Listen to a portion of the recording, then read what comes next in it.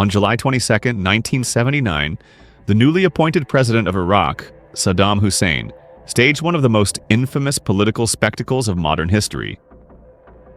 With state television cameras rolling, he gathered members of the ruling Ba'ath Party and announced that traitors lurked among them. One by one, the accused were named, dragged out of the chamber, and executed. As the grim proceedings unfolded, Saddam sat back, puffing calmly on a Cohiba cigar, his mind perhaps already wandering toward the luxurious lifestyle he intended to carve out for himself. It was the beginning of a dictatorship that would last nearly a quarter of a century, defined not only by fear and violence, but also by astonishing wealth and excess. Wealth beyond imagination. Saddam Hussein's fortune was primarily derived from Iraq's oil revenues. By the early 1990s, it was estimated that he had skimmed at least $1 billion from oil sales alone. With international sanctions threatening to limit his financial reach, he devised cunning strategies to hide his assets. Assisted by his half-brother Barzan al-Takriti, who served as Iraq's ambassador to Switzerland, Saddam funneled money into secret foreign accounts. He also diversified his wealth by investing in international corporations, including the French conglomerate Lardier, where he owned nearly $90 million in shares. Perhaps most ironically, he even purchased American government bonds, embedding himself in the financial system of a nation that would later become his fiercest enemy. By the late 1990s, his financial empire was vast enough to attract international attention. In 1997, Forbes magazine listed him as the 59th richest person in the world, with an estimated net worth of $5 billion. Just 3 years later, his fortune had increased to $7 billion. Even as international pressure mounted and sanctions tightened, Saddam remained remarkably insulated. However, the US-led invasion of Iraq in 2003 severely undermined his financial security, leaving him with a dwindling fortune of around $2 billion. Still a staggering sum, but a shadow of the empire he had built. A dictator with expensive tastes. Saddam Hussein was born into a poor farming family, but once he secured the presidency, his tastes shifted dramatically. He quickly shed any pretense of modesty and cultivated an image of refinement and power that was supported by extravagant purchases. One of his passions was fashion. He became a regular customer at Harut, one of Baghdad's most exclusive tailors. Known for his desire to look sharp and commanding, Saddam often ordered several custom suits in a single visit, ensuring his wardrobe projected authority and elegance. Cars were another indulgence. He imported fleets of luxury vehicles, including air-conditioned Mercedes limousines, which arrived annually from Kuwait. His collection featured Rolls-Royces, Bentleys, Ferraris, and BMWs. But his attachment to these cars was not always permanent.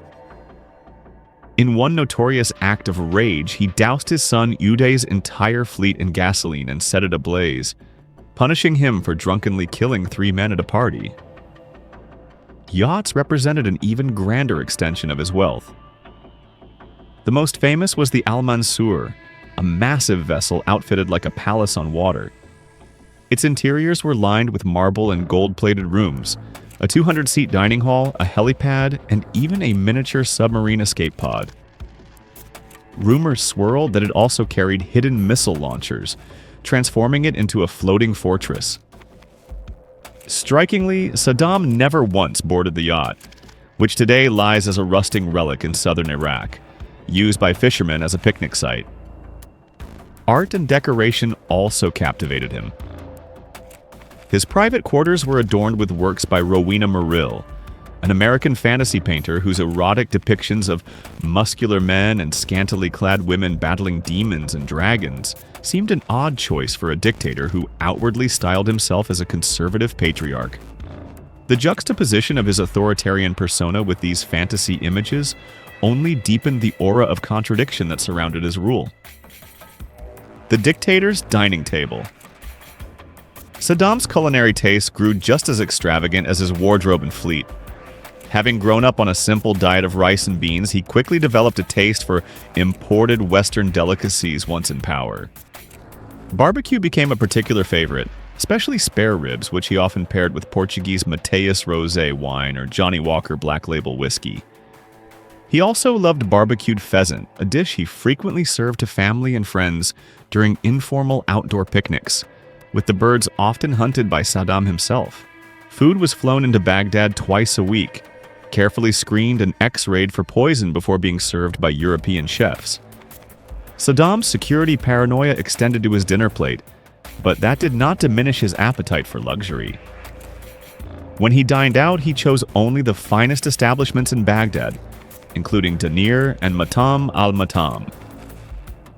His favorite, however, was the Nadi al-Said Hunting Club, located in one of the city's wealthiest districts. The club boasted a swimming pool, tennis courts, and horse riding facilities, and Saddam personally oversaw its refurbishment. When visiting, he was often accompanied by at least 8 bodyguards, with 2 flanking him on each side and 4 trailing behind. A city of palaces. Above all else, Saddam Hussein's reign was defined by his obsession with palaces. From the moment he seized control, he embarked on an unprecedented building program, claiming vast stretches of land across Iraq to construct residences that projected power and invincibility. In his hometown of Tikrit, entire neighborhoods were demolished to make room for his sprawling estates, earning the city the nickname City of Palaces. By the time of his downfall, Saddam had built at least 48 palaces across the country at a cost exceeding $2.2 billion. These palatial residences were architectural marvels and fortresses in equal measure. Many contained underground bunkers, secret tunnels, and heavily fortified walls designed to withstand artillery strikes. Gardens bloomed with exotic plants, artificial lakes shimmered in the desert sun, and waterfalls cascaded through man-made landscapes. Inside, the rooms were adorned with enormous crystal chandeliers, Persian silk carpets, Louis XVI-inspired furniture, and rare wood carvings. Even during economic crises, Saddam spared no expense, famously importing blue marble from Argentina at a cost of $4,000 per square meter. The Baghdad presidential palace exemplified his excess. Despite being unable to swim, Saddam demanded that each wing of the palace include a swimming pool.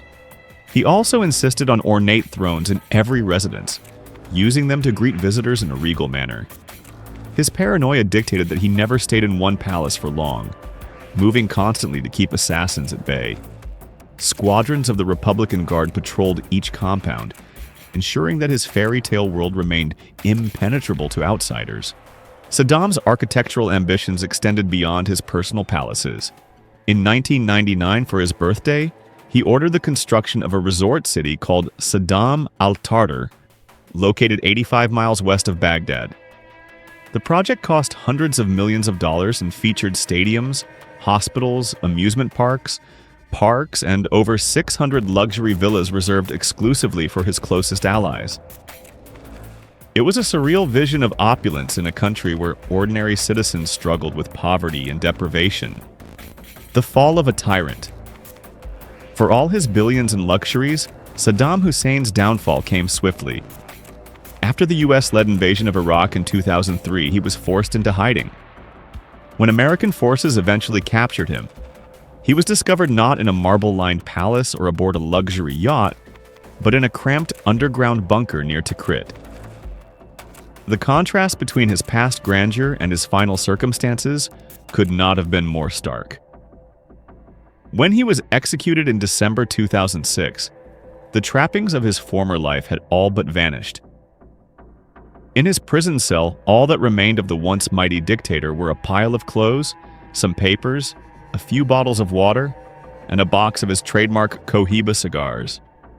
It was a pitiful end for a man who had once styled himself as a modern-day sultan. And that wraps up the story of Saddam Hussein's lavish and extravagant lifestyle. If you enjoyed this deep dive into history's most infamous figures, don't forget to hit the like button, subscribe to the channel. Thanks for watching, and we'll see you in the next one.